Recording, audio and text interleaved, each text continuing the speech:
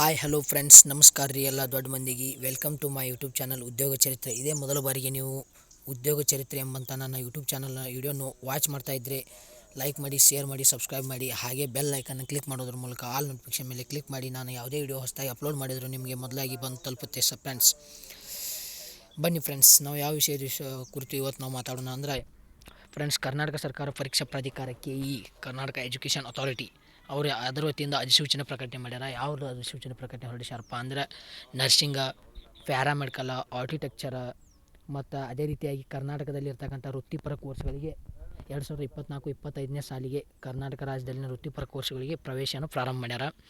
ವೃತ್ತಿಪರ ಸಂಸ್ಥೆಗಳಲ್ಲಿ ಏನು ಮಾಡ್ಯಾರಪ್ಪ ಅಂದ್ರೆ ವೃತ್ತಿಪರ ಶಿಕ್ಷಣ ಸಂಸ್ಥೆಗಳಿರ್ತಾವಲ್ಲ, ಅಲ್ಲಿ ಸರ್ಕಾರಿ ಸೀಟ್ಗಳಿಗೆ ಪ್ರವೇಶಕ್ಕಾಗಿ ಕರ್ನಾಟಕ ಅಭ್ಯರ್ಥಿಗಳಿಗೆ ಆಯ್ಕೆ ಮಾಡ್ಕೊಂಡಾರ.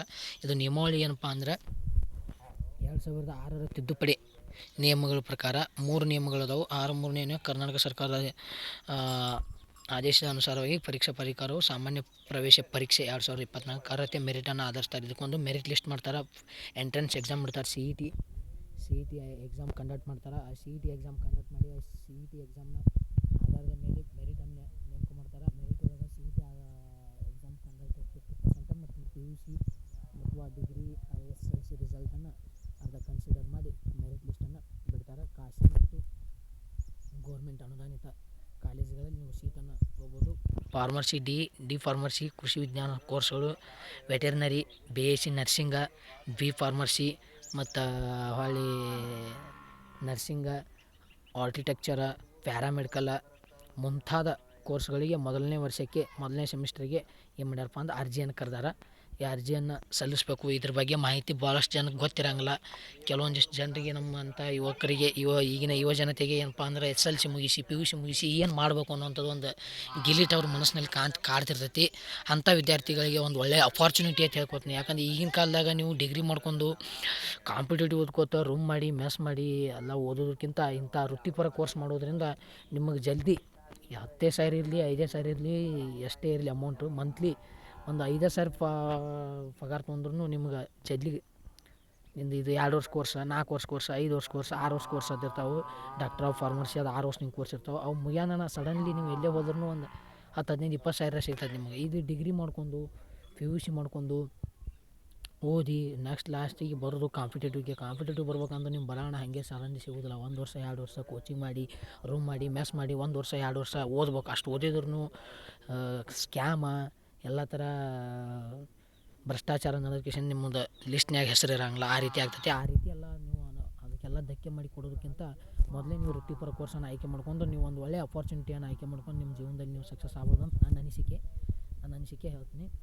ಅದೇ ರೀತಿ ಇದನ್ನು ನೀವು ಎಕ್ಸಾಮನ್ನು ಅಪ್ಲೈ ಮಾಡಿ ನೀವು ಏನು ಮಾಡ್ತಾರಪ್ಪ ಅಂದ್ರೆ ಕರ್ನಾಟಕೇತರ ಅಂದ್ರೆ ಔಟ್ ಆಫ್ ಸ್ಟೇಟ್ಸ್ ಇರ್ತಾರಲ್ಲ, ಆ ಅಭ್ಯರ್ಥಿಗಳು ಏನು ಮಾಡ್ಬೇಕಪ್ಪ ಅಂದ್ರೆ ಔಟ್ ಆಫ್ ಸ್ಟೇಟ್ಸ್ ಇರ್ತಕ್ಕಂಥ ಅಭ್ಯರ್ಥಿಗಳು ಏನು ಮಾಡ್ಬೇಕಪ್ಪ ಅಂದ್ರೆ ನೋಡಿ, ಇಂಜಿನಿಯರಿಂಗ್ ಮುಂತಾದ ಕೋರ್ಸ್ಗಳ ಪ್ರವೇಶಕ್ಕೆ ಅರ್ಹರಾಗುವುದಿಲ್ಲ. ಔಟ್ ಆಫ್ ಸ್ಟೇಟ್ಸವ್ರು ಅರ್ಹರಾಗುವುದಿಲ್ಲ ಮತ್ತು ಈ ಅಭ್ಯರ್ಥಿಗಳು ಯಾವುದೇ ಮೀಸಲಾತಿ ಸವಲತ್ತುಗಳನ್ನು ಅನ್ವಯಿಸುವುದಿಲ್ಲ ಅಂತ ಹೇಳ್ಯಾರ. ಅದೇ ರೀತಿ ಕರ್ನಾಟಕ ರಾಜ್ಯದಲ್ಲಿ ಯಾವುದೇ ವೃತ್ತಿಪರ ಕೋರ್ಸ್ಗಳ ಪ್ರವೇಶಕ್ಕಾಗಿ ಆನ್ಲೈನ್ ಮೂಲಕ ನೋಂದಾಯಿಸುವ ಮೊದಲು ಅಭ್ಯರ್ಥಿಗಳು ಮಾಹಿತಿ ಪುಸ್ತಕವನ್ನು ಓದಬೇಕು ಅಂತ ಹೇಳ್ಯಾರ. ಅದರ ಅರ್ಹತಾ ಷರತ್ತುಗಳು, ಸೀಟುಗಳ ವರ್ಗೀಕರಣ, ವಿವಿಧಗಳ ಕುರಿತು ಅರ್ಹತೆಯನ್ನು ಅರ್ಥ ಮಾಡಿಕೊಳ್ಳುವ ಮೂಲಕ ತಿಳಿಸಲಾಗಿದೆ ಅಂತ ಹೇಳ್ಯಾರ. ಅದೇ ರೀತಿ ಅರ್ಹತೆ ಇದೆಲ್ಲ ಥರ ಕೊಟ್ಟಾರ. ಇದು CET ಮೂಲಕ ಯಾವಾಗ ಅರ್ಜಿ ಕರಿತಾರಪ್ಪ ಅಂದ್ರೆ 10/1/2024 ಬೆಳಿಗ್ಗೆ 11ರಿಂದ ಆಗೈತಿ. ಈಗ ಆಲ್ರೆಡಿ ಆಗಿದೆ. 10ನೇ ತಾರೀಕು ಜನವರಿ 10, 2024ರಂದು ಇದಕ್ಕೆ ಆನ್ಲೈನ್ ಅಪ್ಲಿಕೇಶನ್ ಕರೆದಾರೆ. ಅದೇ ರೀತಿ ಆನ್ಲೈನ್ ಮೂಲಕ ಕೊನೆಯ ದಿನಾಂಕ ಎಷ್ಟಪ್ಪ ಅಂದ್ರೆ 10/2/2024 ಫೆಬ್ರವರಿ 10ನೇ ತಾರೀಕು ಲಾಸ್ಟ್ ಡೇಟ್ ಐತಿ. ಅರ್ಜಿ ಶುಲ್ಕ ಪಾವತಿಸೋಕೆ ಫೆಬ್ರವರಿ 14 ಲಾಸ್ಟ್ ಡೇಟ್ ಐತಿ ಅರ್ಜಿ ಶುಲ್ಕ ಪಾವತಿ ಮಾಡೋಕೆ. ಅದೇ ರೀತಿಯಾಗಿ ನೀವು ಪ್ರವೇಶ ಪತ್ರಗಳನ್ನು ಹಾಲ್ ಟಿಕೆಟ್ ಡೌನ್ಲೋಡ್ ಮಾಡ್ಕೊಳ್ಳೋದು 7/4/2024 ಏಪ್ರಿಲ್ 7 2 ತಿಂಗಳ ನಂತರ ನಿಮ್ಗೆ ಹಾಲ್ ಟಿಕೆಟ್ ಬಿಡ್ತಾರೆ.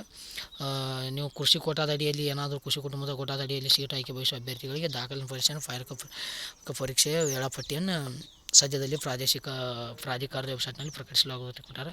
ಅದೇ ರೀತಿಯಾಗಿ ಎಲ್ಲ ಥರ ಎಕ್ಸಾಮ್ ಅಧಿಕೃತನೆಯನ್ನು ಯಾರು ಹೊರಡಿಸ್ಯಾರಪ್ಪ ಅಂದರೆ ರಮ್ಯಾ, ಭಾರತೀಯ ಆಡಳಿತ ಸೇವೆ ಕಾರ್ಯನಿರ್ವಾಹಕ ನಿರ್ದೇಶಕರು ಅವರು. KE ಎಕ್ಸಾಮ್ ಕಂಡಕ್ಟ್ ಮಾಡಿದ್ದಿಲ್ಲ. KE ಅಥಾರಿಟಿ ಇತ್ತು, ಕರ್ನಾಟಕ ಎಜುಕೇಷನ್ ಅಥಾರಿಟಿ. ಆ ಅಥಾರಿಟಿಯ ಕಾರ್ಯನಿರ್ವಾಹಕ ನಿರ್ದೇಶಕರು ಯಾರಪ್ಪ ಅಂದ್ರೆ IAS ರಮ್ಯಾ ಅವರು ಅದಾರ. ಅವರು ಈ ಅಧಿಸೂಚನೆಯನ್ನು ಹೊರಡಿಸ್ಯಾರ.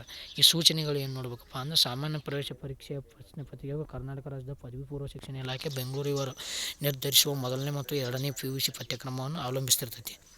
ಇದು CET ಕಂಡಕ್ಟ್ ಮಾಡೋಂಥ ಎಕ್ಸಾಮ. PUC ಮತ್ತು ಪ್ರಥಮ PUC ಸೆಕೆಂಡ್ PUC ಅದನ್ನು ಒಳಗೊಂಡಿರ್ತೈತಿ. CET 2024 ಅರ್ಹತೆ, CET 2015 ನಿಯಮಗಳು ಮತ್ತು MCC ನಿರ್ದೇಶನಗಳು ಒಳಪಟ್ಟಿರ್ತೈತಿ. ನಿಗದಿಪಡಿಸಿರುವಂಥ ಶೈಕ್ಷಣಿಕ ಅರ್ಹತೆ ಯಾವಪ್ಪ ಅಂದ್ರೆ ಕಾಲೇಜುಗಳ ಪ್ರವೇಶ, ಸೀಟು ಹಂಚಿಕೆ ಇತ್ಯಾದಿಗಳು. MCI, DCI, AICTE, COC, COA, NCISM, NCH, PCI, ಸರ್ಕಾರ, ವಿಶ್ವವಿದ್ಯಾಲಯ, ಅಪೆಕ್ಸ್ ಸಂಸ್ಥೆಗಳು ಕಾಲಕಾಲಕ್ಕೆ ನಿಗದಿಪಡಿಸುವ ನಿಯಮಗಳಿಗೆ ಅನುಮೋದನೆ ಷರತ್ತಿಗೆ ಒಳಪಟ್ಟಿರ್ತೈತಿ. ಈ ರೀತಿಯಾಗಿ ಎಲ್ಲ ರೀತಿಯಾದ ಆನ್ಲೈನ್ ಅರ್ಜಿ ಭರ್ತಿ ಮಾಡುವ ಮೂಲಕ ಸಂದೇಹಗಳಿದ್ದಲ್ಲಿ ಏನಾದರೂ ಅವರು ಕರ್ನಾಟಕದಲ್ಲಿ ವ್ಯಾಸಂಗ ಮಾಡುತ್ತಾರೆ ಆಯಾ ಕಾಲೇಜುಗಳು ಟ್ರೈನರ್ಗಳನ್ನು ಸಂಪರ್ಕಿಸಿ ಸಂದೇಹಗಳನ್ನು ಪರಿಹರಿಸಿಕೊಳ್ಳಬಹುದಾಗಿದೆ. ಬನ್ನಿ ಫ್ರೆಂಡ್ಸ್, ಈ ರೀತಿಯಾಗಿ ನೀವು ಯಾವುದೇ ರೀತಿಯ ವೃತ್ತಿಪರ ಕೋರ್ಸ್ಗಳಿಗೆ ಕರ್ನಾಟಕದಲ್ಲಿ ಅಧಿಸೂಚನೆಯನ್ನು ಪ್ರಕಟ ಮಾಡಿದಂಥ ಅಧಿಸೂಚನೆಯನ್ನು ನಾವು ಈ ರೀತಿಯಾಗಿ ಪರಿಪರಿಯಾಗಿ ಪೂರ್ಣವಾಗಿ ನೋಡಿದ್ದೇವೆ. ನೀವು ಏನಾದರೂ ನೋಡಬೇಕಾಗಿದ್ದರೆ ನನ್ನ ಡಿಸ್ಕ್ರಿಪ್ಷನ್ ಬಾಕ್ಸಲ್ಲಿ ನಾನು ಏನಾದರೂ ಇದನ್ನು PDF ಅನ್ನು ಶೇರ್ ಮಾಡಿರ್ತೀನಿ, ನೀವು ನೋಡ್ಕೊಳ್ಳಿ ಫ್ರೆಂಡ್ಸ್. ಹಾಗೆ ನಮಗೆ ಲೈಕ್ ಮಾಡಿ, ಈ ವಿಡಿಯೋ ನೋಡೋದ್ರ ಮೂಲಕ ಹಾಗೆ ಸುಮ್ಮನೆ ಕುಂದಿರಬೇಡಿ ಫ್ರೆಂಡ್ಸ್. ಲೈಕ್ ಮಾಡಿ, ಶೇರ್ ಮಾಡಿ, ಸಬ್ಸ್ಕ್ರೈಬ್ ಮಾಡಿ. ನಿಮ್ಮ